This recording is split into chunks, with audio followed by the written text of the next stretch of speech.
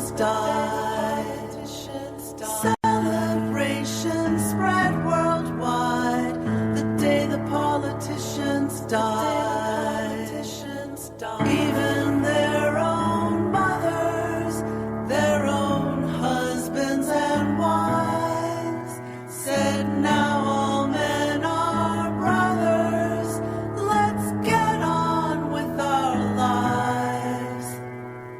Billions laughed and no one cried the day the politicians died. Celebrations spread worldwide the day the politicians died. We've risen from the mud, we're different from the beasts.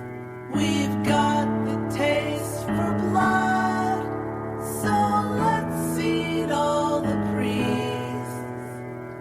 Billions laughed and no one cried the day the politicians died.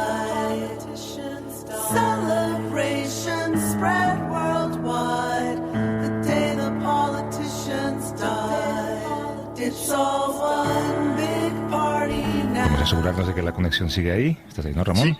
Vale. Sí. Hay algo de lo que queríamos hablar un rato con tranquilidad con un invitado al que teníamos ganas de escuchar. La investigación en enfermedades infecciosas en España ya era bastante precaria antes del estallido del coronavirus. Un 35% de la investigación estaba destinada al cáncer y le seguían la investigación en enfermedades del sistema nervioso, el sistema inmunitario y las enfermedades cardiovasculares. Las víricas acaparaban solamente un 4% de los estudios. El 80% de esas investigaciones estaba en manos de compañías farmacéuticas. Es decir, detrás de las cifras siempre hay intereses comerciales. Sí, esa es la clave. Si son enfermedades rentables, porque van a tener un público amplio con dinero para pagar las medicinas, pues entonces se investiga, y si el esfuerzo de investigar y producir no es rentable, como pasa con las enfermedades olvidadas, las que afectan a los más pobres, al tercer mundo, no hay beneficios, pues no hay investigación. Es lo que ha sucedido también, creo que fue en el segundo coronavirus, o en la gripe aviar, no recuerdo cuál de las dos, se inició un proceso de vacuna, pero se paró porque no era rentable. El otro día leíamos cómo lo que está pasando ahora con el coronavirus, cómo la comunidad se ha volcado en buscar esa vacuna, seguramente va a provocar un retraso de 20 años en la lucha contra otras enfermedades. Toda esta agitación generada por el COVID-19 hace que el mundo científico esté volcado en la investigación de una vacuna para erradicarlo. Estamos frenando así estudios para erradicar esas patologías que afectan a gente a la que no vemos habitualmente, ¿no? Sí, es una carrera por lograr la vacuna, primero porque es una enfermedad, una pandemia que está afectando a todo el mundo. Es evidente que es necesaria esa vacuna, que solo acabará la emergencia con una vacuna, y después es que el mercado son 7.700 millones de habitantes. Después habrá que ver cómo se organiza y quién es el primero, ¿no? Yo propongo que mayores de 65 años. Y después, gente como Trump necesita la vacuna como sea, aunque no funcione, da igual. Él necesita presentar algo que parezca una vacuna. Lo que parece que esta vacuna no va a ser tan inmediata, igual en primavera o en otoño. Pero como dices, todo esto está haciendo que grandes laboratorios no estén investigando en otras direcciones, o estén investigando menos, y otras enfermedades igual no van a tener un tratamiento adecuado. Se lo vamos a preguntar, vamos a conversar sobre ello con un valenciano que lleva muchos años viviendo en Ginebra. Antes ha trabajado con Médicos del Mundo, con Médicos Sin Fronteras. Es Olaf Valverde, que es responsable médico de la iniciativa Medicamentos para las Enfermedades Olvidadas o Desatendidas. ¿Cómo estás, Olaf? Buenos días. Hola, ¿cómo estás? Buenos días. Buenos días. Creo que estás en un pueblecito en el que vives, no sé si en Francia o en Suiza. En realidad trabajo en Ginebra, pero vivo en la frontera y cruzo normalmente cruzo la frontera todos los días, ahora algunos días a la semana, por un permiso especial, pero ya se ha arreglado, ya se puede circular entre los dos países. Está muy bien. Yo decía que no sé si enfermedades olvidadas o desatendidas, quizá mejor decir las dos cosas, ¿no? Pues sí, desatendidas tiene el interés, decir desatendidas tiene el interés de que explica ¿Qué es lo que está pasando, ¿no? Estabais hablando de la investigación sobre enfermedades infecciosas. Una cuestión que es muy clara es que los tratamientos oncológicos te mantienen al paciente retenido durante tiempo, mientras que un tratamiento antibiótico es de una duración corta y entonces el beneficio económico es menor, ¿no? Entonces, por ejemplo, en antibióticos la investigación se ha parado se ha reducido muchísimo desde hace tiempo. Y no solo la iniciativa de medicamentos para enfermedades olvidadas, sino también nosotros estamos incubando otra iniciativa que se llama la lucha contra la resistencia a los antibióticos, ¿no? Y en ese sentido, pues hay necesidades importantes que nos pueden también golpear la cara, no solo con pandemias virales, sino con el hecho de la presentación de resistencia a los antibióticos. Sí, esto lo cuenta mucho Javier San Pedro en este programa, ¿no? Estamos muy cerca de llegar a ese punto y muy cerca, digo, cuestión de seguramente años, no décadas, en la que no servirán de mucho los antibióticos que conocemos ahora, ¿no? Es muy delicado y puede causar problemas en el futuro próximo, sí, efectivamente. Además, esto suena bueno, pues como el cambio climático, ¿no? Algo que vosotros venís diciendo desde hace tiempo y que nadie os hace caso. Oye, hablábamos antes de cómo las farmacéuticas, al final lo que quieren es una buena cuenta de resultados porque muchas de ellas cotizan en bolsa. Por eso hacen medicamentos y son los anuncios, por ejemplo, que se ven infinidad de ellos en las televisiones americanas con enfermedades, algunas veces hay que poner entre comillas enfermedades que son masivas, como por ejemplo la caída del cabello, ¿no? Para esto invierten muchísimo, por ejemplo, pero no para enfermedades que no preocupan a mucha gente. Vosotros no sois una farmacéutica al uso, no tenéis laboratorios. Lo que hacéis es buscar presupuesto para la investigación y emplearlo, ¿no? Bueno, es que por definición las enfermedades olvidadas afectan a pacientes olvidados. Hay 1.000 millones de personas afectadas por la lista de las enfermedades olvidadas de la OMS, que son enfermedades que pueden ser, bueno, en general son todas enfermedades transmisibles, pero que pueden ser transmisibles por parásitos, por virus o por bacterias. Incluso últimamente han añadido las mordeduras de serpiente, ¿no? Afectan sobre todo a pacientes en el área tropical y lo que está claro es que mercado no hay. Entonces, eso es una cosa que hay veces que es difícil de comprender. Es decir, la economía de mercado puede ser muy útil para determinadas circunstancias, pero hay otras para las que no funciona. Y en ese momento es en el que entramos organizaciones como la nuestra, que somos fundaciones no lucrativas y que nos dedicamos a facilitar las colaboraciones, ¿no? Es un trabajo colaborativo para desarrollar medicamentos que no tienen entrada por la vía del mercado. ¿Trabajáis mucho con la Fundación Bill y Melinda Gates? La Fundación Bill y Melinda Gates está apoyando mucho, concretamente el campo en el que trabajo yo, que es la enfermedad del sueño, la tripanosomiasis humana africana, y ahí nos han apoyado muchísimo y han sido fundamentales para que hayamos podido desarrollar los medicamentos que estamos que ya se han conseguido introducir. Explica, por favor, Olaf, la enfermedad del sueño, porque afectan a miles, no sé si millones de personas en el África subsahariana. Bueno, es una enfermedad, vamos a ver, históricamente la enfermedad del sueño es una enfermedad que está en los orígenes del concepto de medicina tropical, que ahora se llama medicina global más bien, ¿no? Eso en el siglo pasado. Y en el siglo pasado había poblaciones enteras arrasadas por esta enfermedad. Y había también zonas en las que era imposible desarrollar ninguna actividad económica porque también hay variantes de la enfermedad que afectan a los animales y no se podía, por ejemplo, tener ganado, ¿no? Desde los años de la colonia, los años 40-50, hubo una intervención muy agresiva colonial para eliminar esta enfermedad y entonces se consiguió reducir bastante al albor de las independencias. Y después, al ser ya un problema menor, pues había otros problemas más importantes después de las independencias con respecto a la salud de las poblaciones. Y entonces pues se dejó un poco de lado y poquito a poco volvió a subir hasta llegar a un límite de 38.000 casos detectados a finales del siglo XX, ¿no? En el año 98. Después, la Organización Mundial de la Salud, con las compañías que producían los medicamentos que se usaban en aquel tiempo para esta enfermedad, pues se organizó un programa de lucha eficaz y se empezó a reducir. Y lo más bonito, esa es una novedad, por cierto, de que ha salido publicada ayer, es que por segundo año consecutivo ha habido menos de 1.000 pacientes reportados.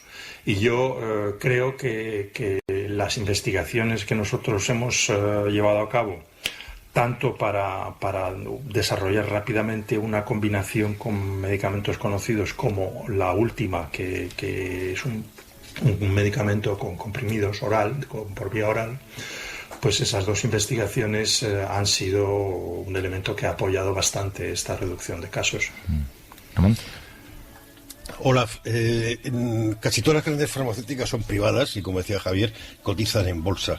¿Hay alguna alternativa a este sistema de que la salud tenga que tener beneficios? ¿Hay farmacéuticas públicas? ¿Podría haber una farmacéutica pública en la Unión Europea que de alguna forma acompañara este negocio? La intervención del sistema público puede ser a través de industria farmacéutica, como en algunos países de desarrollo medio existen unas industrias farmacéuticas del Estado muy potentes, como en el caso de Brasil o Indonesia, pero también puede ser de otra manera, que es apoyando un esfuerzo de colaboración. Entonces, en ese sentido, el ejemplo nuestro es bastante bueno, porque para desarrollar el flexinidazol, nosotros establecimos un acuerdo con la compañía Sanofi, que es la que desarrolla los principales fármacos desde hace tiempo, para esta enfermedad, para desarrollar el flexinidazol. Y entonces, en ese sentido, D&I se ocupó de desarrollar lo que es todo el aspecto de la investigación clínica, y Sanofi ha retomado, sin ánimo de lucro, eso es interesante también decirlo, sin ánimo de lucro, ha retomado el desarrollo industrial, ¿no?, que es la distribución y el uso, ¿no?, la producción y la distribución en los países ya después de la aprobación, ¿no? Y esos modelos hay muchas posibilidades, y nosotros lo que creemos es que, sobre todo en lo que es las primeras partes de la investigación de desarrollo de medicamentos, los estados sí deberían, y lo hacen, en algunos casos, ¿no?, deberían implicarse, porque son las fases más inciertas, ¿no? Conforme va avanzando, podéis imaginar que el desarrollo de un medicamento es como un embudo. Entonces tienes un montón de moléculas que pruebas, y la inmensa mayoría van cayendo. Y conforme vas avanzando en el estudio, primero tienes tu fase preclínica, luego tu fase de investigación en voluntarios sanos para ver la eficacia, y luego ya entras en la investigación en enfermos. Y conforme vas avanzando, entonces el embudo se va cerrando, y ya tu medicamento o tu producto tiene más posibilidades de tener éxito, ¿no? Que ha sido un poco el caso de lo que nosotros estábamos haciendo. Cuando desarrollamos el flexinidazol, nosotros investigamos dentro de una familia que sabíamos que tenía eficacia contra la enfermedad del sueño, que es la familia de los nitroimidazoles. Investigamos 700 moléculas, y de esas 700 ya vimos el flexinidazol como prometedor, y entonces ese es el que hemos ido desarrollando y el que hemos llevado hasta el final. Claro, aquí el problema es cuesta muchísimo dinero, lógicamente, hacer esto, y no sé si los gobiernos tienen o pueden tener partidas para financiarlo, pero lo que sí pueden es ponerse de acuerdo en el tema de los derechos de esa vacuna, por ejemplo, ¿no?, o los derechos de ese medicamento, que se pueda convertir en genérico más rápidamente de lo que ocurre ahora. Ahí estás tocando dos elementos interesantes y que merece la pena hablar de ellos. Primero, lo de cuesta muchísimo dinero. Cuando cuesta muchísimo dinero desarrollar un nuevo medicamento, cuando estás buscando una exclusividad y un beneficio económico concreto, entre otras cosas porque evitas ese paso de colaboración. El hecho de que nuestro modelo sea un modelo colaborativo, hace que el desarrollo de medicamentos por parte de nuestra organización sea mucho más barato, porque nosotros estamos aprovechando la investigación que existe y que es comunicada de manera transparente y abierta, en lugar de ser guardada como un secreto industrial. Eso por un lado. Y luego, por otro lado, el asunto de las patentes y de los derechos. Yo he hablado que estábamos investigando al principio sobre 700 moléculas de nitroimidazoles que de hecho el fexinidazol no tenía patente. Entonces el fexinidazol tiene esa ventaja ya que es genérico ya desde el nacimiento, ¿no? Entonces esas dos cuestiones ayudan mucho y facilitan mucho el desarrollar. A mí lo que me parece importante es el plantear que el desarrollo de medicamentos necesita de varias perspectivas diferentes y que para las enfermedades olvidadas o desatendidas de las que estamos hablando está clarísimo que seguir las leyes del mercado así simplemente pues no es suficiente, eso está clarísimo. Ramón. ¿Qué impacto va a tener en la OMS y en todas estas enfermedades desatendidas la decisión de Estados Unidos de retirarse del pago de su anualidad? Sí. Olaf, ¿has escuchado la pregunta, Olaf? Teníamos un problema con la conexión, creo. Sí, ha habido un momentito que se me ha cortado. Sí. La decisión de Estados Unidos de suspender los pagos a la Organización Mundial de la Salud va a tener un impacto tanto en la organización como en la atención de estas enfermedades desatendidas. Es probable. A mí me parece una barbaridad, claro, esa decisión. Es que son impulsos, pues infantiles. Son impulsos populistas, ¿no? Que no tienen mucho sentido. La Organización Mundial de la Salud se basa, pues, en las informaciones que tiene, ¿no? Y entonces, en el momento en el que le llegan esas informaciones, desde luego las comunica. Y en este caso, en el caso del que estáis discutiendo, más reciente del COVID-19, pues han comunicado lo que tenían, no han escondido nada, eso está clarísimo. Oye, te pido, Olaf, una reflexión final, porque se habla mucho en estos tiempos de si todo esto que está pasando nos va a hacer mejores personas, pero tú que luchas contra esas enfermedades olvidadas, si no piensas que a lo mejor lo que nos va a hacer es todavía más egoístas, vamos a ser más conscientes de todo aquello que nos puede afectar a nosotros, pero solo a nosotros, sea, yo que sé, cambio climático, resistencia a los antibióticos o pandemias de virus que nos pueden llegar, y que nos vamos a olvidar todavía más de aquello que seguro que no nos va a afectar. Lo que es una gran tontería, porque todos esos problemas no nos afectan solo a nosotros. Vivimos en un mundo global, quieras que no, y precisamente los temas de los que has hablado, pandemias y cambio climático, afectan a todos. Esto entra mucho dentro de la experiencia que yo pude tener trabajando con Médicos Sin Fronteras o Médicos del Mundo, en la que nosotros veíamos, cuando ibas a otros países, veías que nosotros somos también ellos, somos los mismos. Y entonces es completamente ridículo plantearse algo, me voy a proteger en mi rinconcito, porque en realidad la única manera de protegerte en tu rinconcito es quedarte en una cueva. Esa es la única. Porque si no, está claro que en el momento en el que tú interactúas con los demás, pues tienes que tener una visión global. Eso es que, para mí me parece de una evidencia que lo que pasa es que yo creo que muchas personas que se cierran en esos egoísmos, lo que tendrían que hacer es viajar un poquito y conectar con otra gente para darse cuenta de que somos todos iguales. Olaf Valverde, que es responsable médico de la Iniciativa por los Medicamentos para las Enfermedades Olvidadas o Desatendidas, con sede en Ginebra, desde un pueblecito en la frontera con Francia, nos ha hablado esta mañana en directo. Olaf, gracias por todo y un abrazo. Un abrazo y también concluir diciendo que la sede central está en Ginebra, pero que trabajamos en muchos países y sobre todo lo más importante es que trabajamos en colaboración estrecha con las personas de esos países y con investigadores de esos países, que no es que vayamos ahí en plan decir, desde Ginebra vamos allá a decidir lo que hay, para nada. Eso es lo que quería también aclarar. Claro que sí, un abrazo, hasta luego. Ale, un abrazo. Yo te estaba pensando, Ramón, que hace años hice un reportaje para El País semanal en un lugar que se llama Rockville, que está cerquita de Washington, en Celera Genomics, que es la empresa de Craig Venter, que junto con el Instituto Nacional de Salud secuenció el genoma humano en su día. No sé si lo recuerdas, que había dos proyectos, ¿no? El privado y el público. Y recuerdo la impresión de no haber visto nunca en mi vida un sitio de mayor riqueza que las instalaciones de Celera Genomics. Este Craig Venter, que era un científico, por supuesto sabes a qué se dedica ahora, ¿no? No sé. A dar la vuelta al mundo en uno de los yates más caros que existen. Sí, yo es que creo que igual es muy bolchevique, pero yo creo que todo lo que tiene que ver con la salud y con los alimentos no puede ser un negocio. Hasta la semana que viene, Ramón, que será la última. Muchas gracias. Adiós. Chao.